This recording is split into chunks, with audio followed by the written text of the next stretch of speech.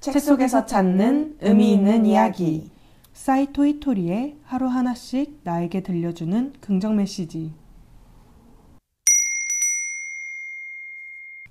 나는 운이 좋은 사람이라고 생각하는 사람에게 운이 찾아온다.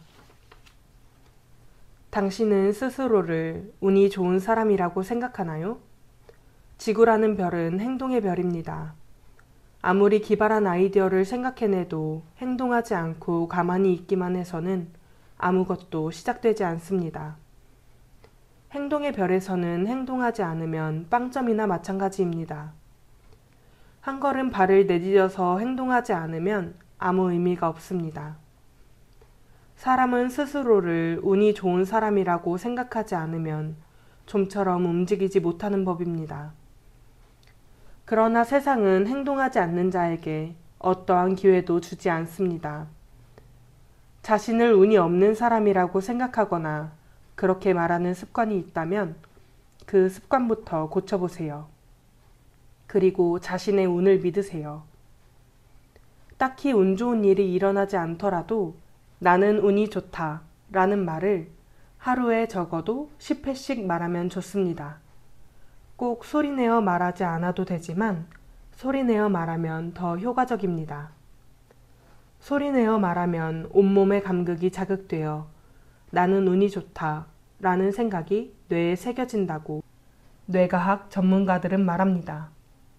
나는 운이 좋다 라고 여러 번 반복해서 말하다 보면 진심으로 자신은 운이 좋은 사람이라고 믿게 됩니다.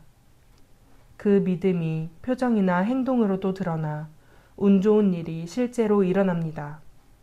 그러면 정말 유쾌합니다. 기분이 상쾌하죠. 여러분도 꼭 시도해보세요.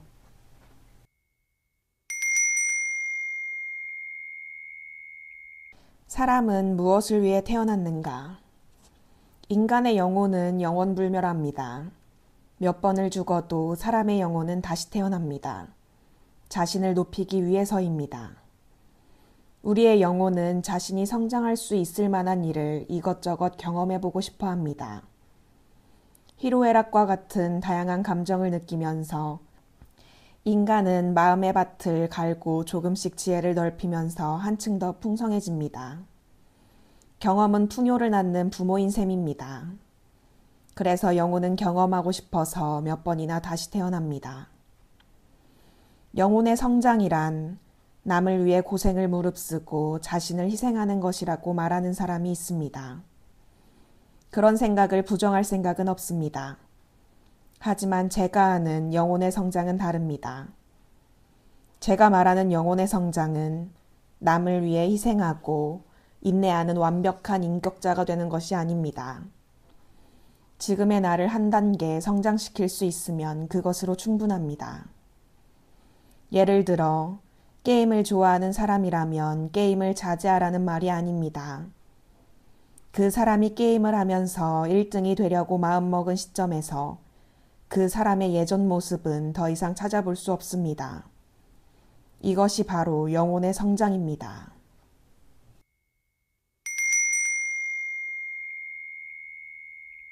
나를 행복하게 해줄 수 있는 사람은 나밖에 없다.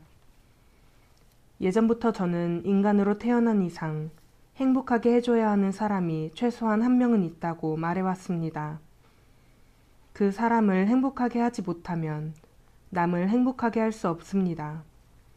그 사람을 먼저 행복하게 해주어야 비로소 다른 사람들을 행복하게 해줄 수 있습니다.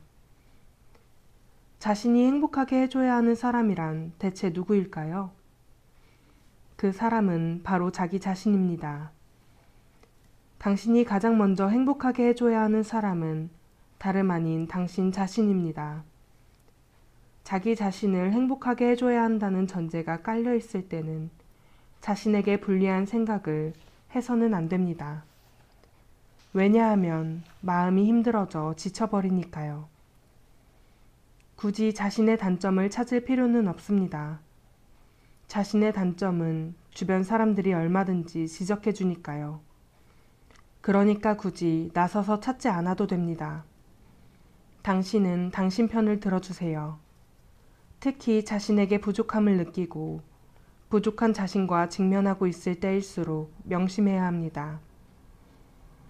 최고로 한심하고 부족하더라도 나를 응원할 수 있는 사람은 나뿐이다. 자신이 너무나도 한심해서 응원 따위 못해주겠다고요? 그럴수록 자신이 응원단이 되어주어야 합니다. 스스로에게 가장 힘이 되는 응원단이 되어주세요. 참고로 저는 절대로 저 자신을 배신하지 않습니다. 한심한 제 편 들어줄 만한 기특한 사람은 없을 테니 저는 무조건 제 편을 듭니다. 주변 사람들은 제게 강하다고 말하는데 제가 강할 수 있었던 것은 아마 저만은 제 편이기 때문일 거예요. 그것이 제 강점이라고 생각합니다.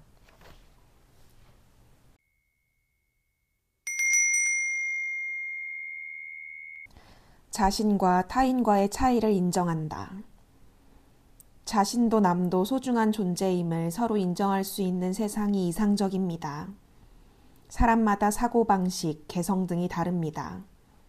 나도 멋지고 당신도 멋져 라고 서로 인정하는 것은 서로를 사랑합시다.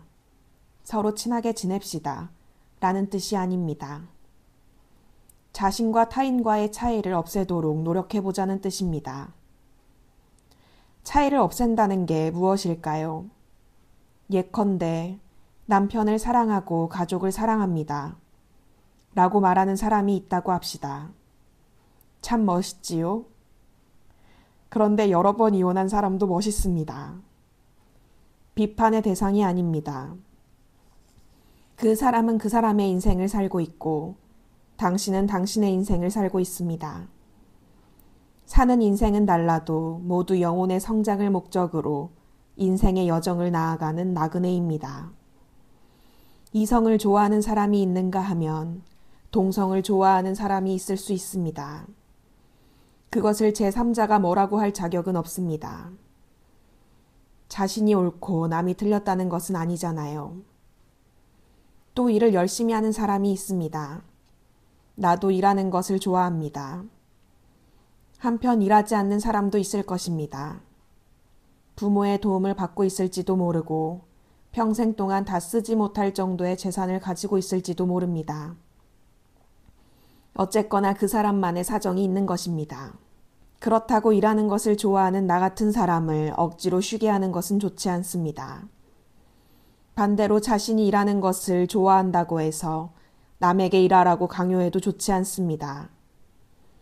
태생적으로 일하기를 싫어하는 사람이 있을 테니까요. 우리는 서로 좋아하는 일을 할 수 있어서 다행이야. 행복하다, 풍요롭다. 서로 소중한 사람끼리 자신도 참지 않고 상대방도 참지 않아도 되는 관계라면 최고로 행복하지 않을까요? 나도 태생적으로 매우 가치 있는 존재이지만 당신도 엄청난 가치가 있는 존재야. 나도 멋지지만 당신도 멋져. 서로 그런 위치에서 말할 수 있는 세상이 가장 이상적입니다. 이것이 바로 가장 큰 깨달음입니다.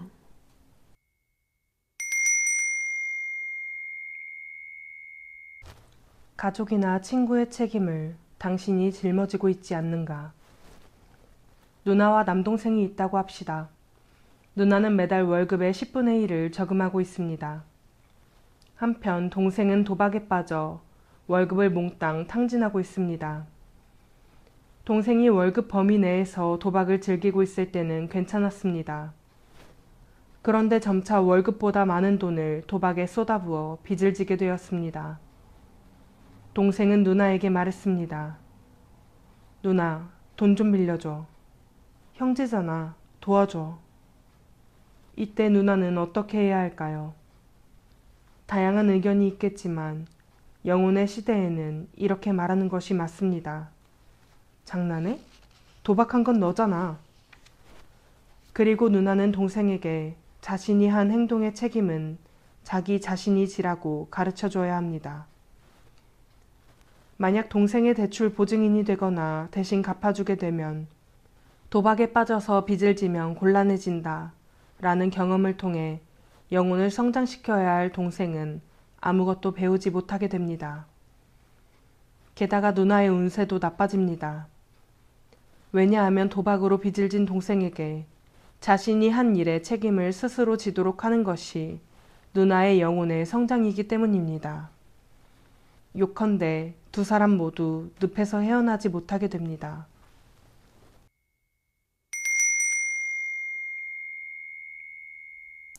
행복은 가까운 곳에 있다. 회사에 가기 싫어요. 라고 말하는 여성이 있었습니다. 이유를 묻자 그녀는 어린 여직원들의 대화가 너무 유치해서 수준을 맞추기가 힘들거든요. 라고 말했습니다. 저는 그렇군요. 힘드시겠네요. 라고 말하며 그녀의 말을 계속 들었습니다. 그런데 도중에 그녀가 말하는 내용이 달라졌습니다. 사실은 직장에 마음에 드는 남자분이 있는데요. 그 사람의 이런 부분을 좋아해요. 그런데 그 사람은 제 상사예요. 저는 단도직입적으로 말했습니다. 그렇다면 내일부터 좋아하는 그 사람을 만나러 간다고 생각해 보세요. 그러자 그녀는 얼굴을 붉히며 활짝 웃었습니다. 그녀는 행복해 보였습니다. 신은 그녀를 위해 멋진 남성에게 사랑에 빠지는 행운의 문을 준비해 놓은 것입니다. 그런데 그녀는 자신과 맞지 않는 사람들만 보고 있었습니다. 좋아하는 사람만 보고 있으면 행복할 텐데 싫은 사람들에게만 초점을 맞춰 회사 가기 싫다며 푸념하고 있었던 거죠. 시각을 바꾼 순간 같은 직장 속에 마음 설레는 일이 있었음을 깨닫게 된 것입니다. 행복은 아주 가까운 곳에 이미 있습니다. 우리는 자신이 정작 봐야 할 것에 눈을 돌리지 못하는 경우가 있습니다. 보는 방향을 바꾸면 행복해질 수 있습니다.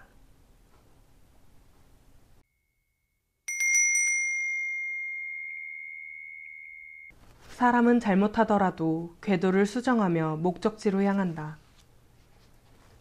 우리는 사계절이 있는 곳에서 살고 있습니다. 추운 겨울에 대비하는 것은 당연합니다. 인생도 비슷합니다. 인간은 누구나 나이를 먹습니다. 유아기가 있는가 하면 청년기도 있고 중년기도 있습니다. 정년퇴직을 맞이하고 나서부터의 인생은 의외로 깁니다. 은퇴 후를 대비하는 것은 당연합니다. 직장에 다닐 때에는 열심히 일해야 합니다. 그리고 번 돈을 모두 사용해서는 안 됩니다. 매달 소득의 10분의 1이라도 저축하는 것이 좋습니다. 내가 번 돈이니 내 마음대로 쓰겠다 라는 사람도 있을 것입니다. 물론 당신 돈이니 당신 마음대로 사용할 수 있습니다. 단, 돈을 모으는 것과 후회 없이 쓰는 것 중 어느 것이 좋습니까? 라고 묻는다면 저는 매달 수익의 10분의 1 정도는 모아두는 것이 좋습니다. 라고 대답합니다. 그런데도 돈을 모으지 못하는 사람이 있습니다.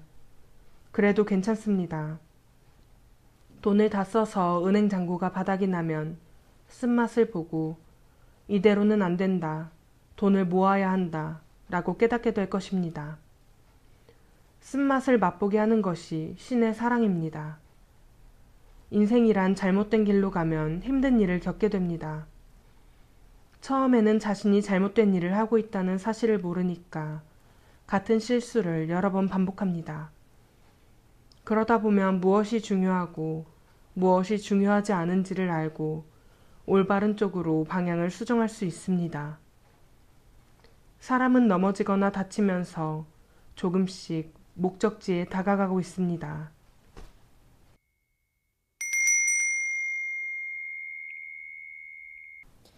험담이나 구설에 대처하는 법. 누군가가 자신을 험담하는 것을 들었다고 합시다. 저는 상대방이 자신을 험담한 것 자체가 저의 승리라고 생각합니다. 저는 한 번도 상대방의 험담을 한 적이 없으니까요. 처음에는 상대방이 하는 말을 믿는 사람이 있을지도 모릅니다. 만에 하나 그렇다고 해도 남을 험담하고 다니는 사람은 점차 주변의 신뢰를 잃게 되어 있습니다. 상대방이 험담하기 시작하면 내가 이기는 것입니다. 험담은 하는 사람이 집니다. 크나큰 패배이죠. 남이 자신을 험담한다는 사실을 알게 되면 이렇게 말하세요. 남이 나에 대해 어떻게 말하든 내 소관이 아닙니다. 내가 할 수 있는 일은 험담하지 않는 것뿐입니다. 소문도 마찬가지입니다. 자신에게 불리한 소문을 막을 방도는 없습니다. 그러니 저도 완벽하지 않으니 제가 상대방을 거슬리게 했나 보죠. 저는 남의 소문을 내지 않을 수 있지만 남이 제 소문을 내지 못하게 막는 것은 불가능합니다. 그렇지만 시간이 지나 사실이 밝혀지면 소문도 잠잠해지겠죠. 라고 대답하면 됩니다. 그리고 집에 가서 이렇게 말해보세요. 이 정도로 끝나서 다행이다. 라고 4회 말하고 나는 운이 좋다. 를 9회 말합니다. 그러면 사실무근의 소문도 뚝 그칠 것입니다. 주변 사람들도 그 사람 말이 심했어. 와 같이 제 편을 들어줄 것입니다.